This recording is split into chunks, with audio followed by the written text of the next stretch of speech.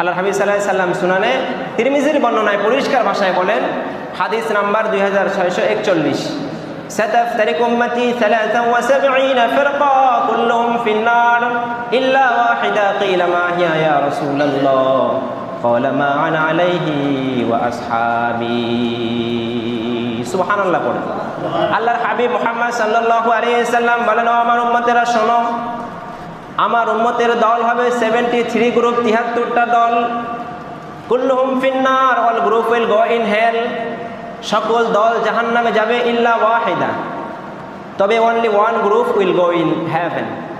শুধুমাত্র কেবলমাত্র একটা দল জান্নাতে যাবে, বাকি 72টা দল জাহান্নামে। সাহাবায়ে কেরাম অবাক হয়ে জিজ্ঞাসা করলেন, মা হিয়া ইয়া রাসূলুল্লাহ, আল্লাহ রসুল একটা দল মাত্র জান্নাতে যাবে, ওই একটা দল কারা? আল্লাহর হাবিব সাল্লাল্লাহু আলাইহি সাল্লাম বললেন, মা আনা আলাইহি ওয়া আসহাবি, ওই একটা দল হচ্ছে যারা ফলো মি অ্যান্ড ফলো